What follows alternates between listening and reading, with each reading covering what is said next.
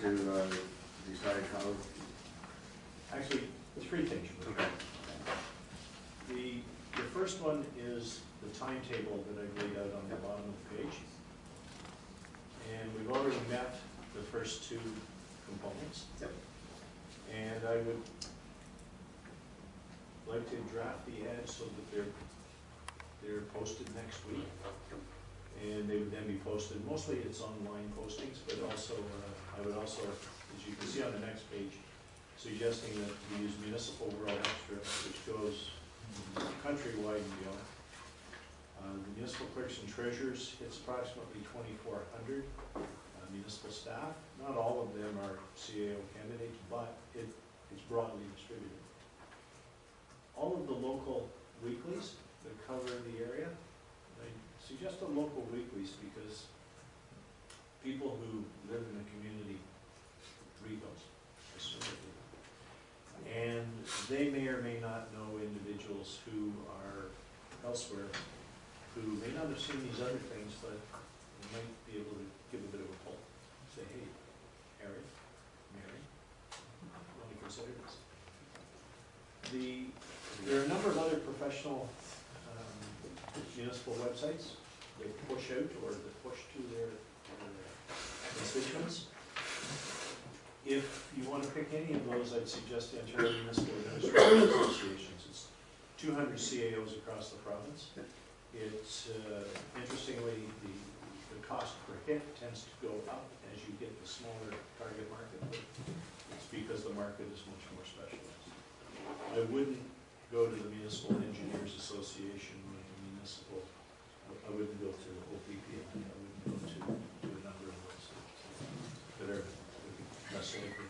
People are likely to find them in other places. You don't want a planner to apply for this? Planners who are interested in being CEOs are watching these other sites. So I don't think it's necessary. Okay.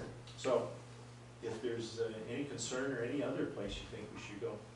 Councillor Scott has a question. By the local weeklies, do you mean our Lakeshore Advance and our Forest Standard? Are you looking at the London paper, the Sarnia paper, the Toronto paper, Edmonton? No, one of the things you notice, if you look at some of the daily papers, whether they national or regional, you'll see many fewer job ads in those. People don't use daily papers for much job advertising anymore. They tend to rely on online sites. And in fact, some of these organizations actually will post them on their online sites as well to go national. Further to that, people that end up, lots of companies close, and people with high profile jobs often end up being let go because the companies close. And I know for a fact that my girlfriend works at the unemployment office, and that a lot of times people go to that. Will it be put on things like that into the professional categories? Because a lot of professionals go and get some immediate new training in a different, different things and like that. Because I know that the one in Kitchener, for example, she has anywhere from 100 to 1,000 professionals a month come in looking for jobs, and they don't put them so much on the access to, like, Joe Blow that's been in the factory doesn't apply for a CAO job. But they have a professional site to the side that they go in. Will it be on that? Like, will they just pick that up from other sites, or? I just don't want to see anybody that just because maybe they don't have a computer at home. I'm sorry, Mayor. Councillor. Yeah, I think we're looking for somebody, if I may, we're looking for somebody who's pretty well going to be in the field. If somebody's sitting outside on the dole looking for a job and they don't have a computer and stuff like that, I find it rather unlikely that they're going to be going for a CAO's position at this time. We want somebody who's sort of in the field, and this is casting a net around a professional organization. In the field because of choice. Well, that's the problem, but they better get on there through the library, and they'll get onto these sites to look for a job. And if they see it there, I think we're hitting a nice wide net, honestly. I don't want to,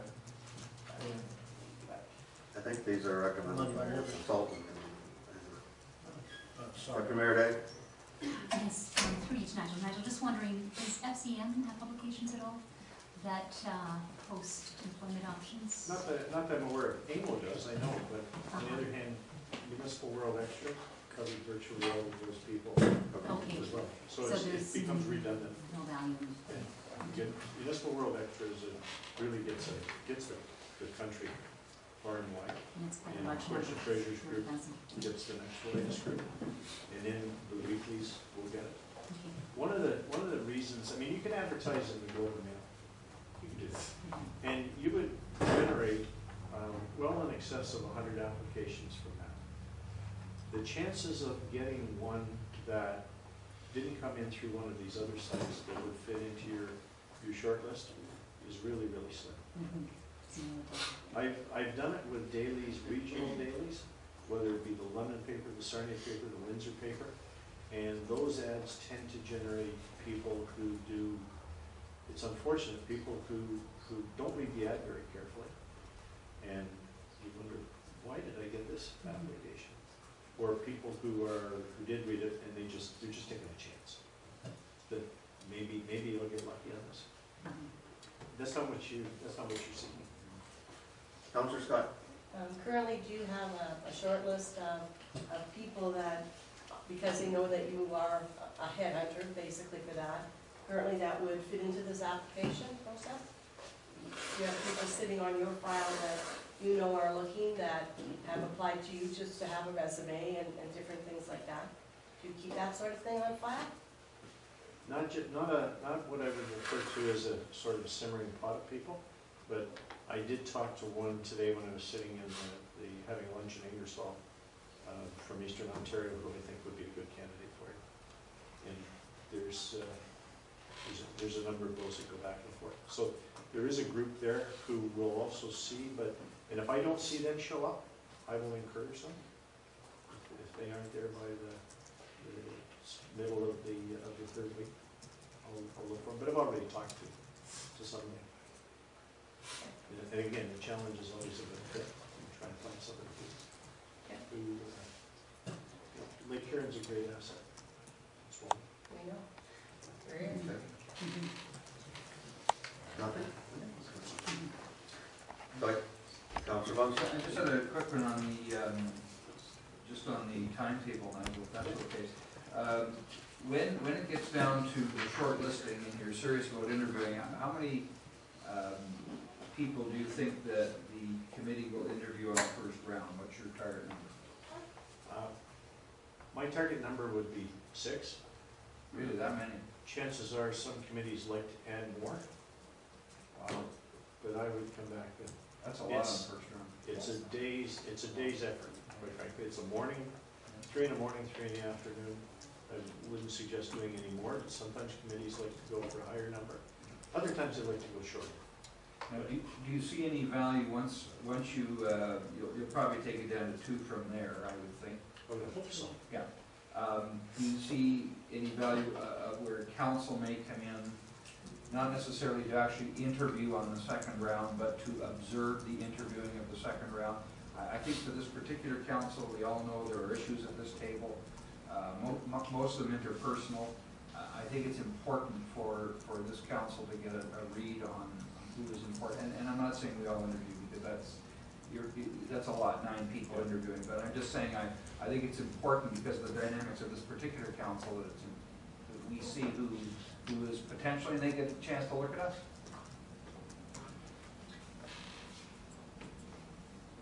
I think the suggestion that the council observe is better than council be the interview committee for the second interview. The easiest interviews from an interviewee's point of view are the ones with the largest group of people. Okay.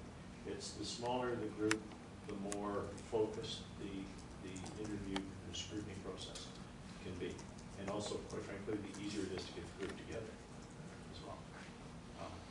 So it becomes a very different dynamic. If council wanted to, or the majority of members of council, or any member of council who was available, wanted to observe the second interview, there's no problem with that. But it can become pretty boring observing. Second interview, fine. Eventually, if you can't get all the councillors there, I think it's important to bring the preferred candidate to an in-camera meeting of the full council. I think tends to be my preferred practice, so the entire council can see that person.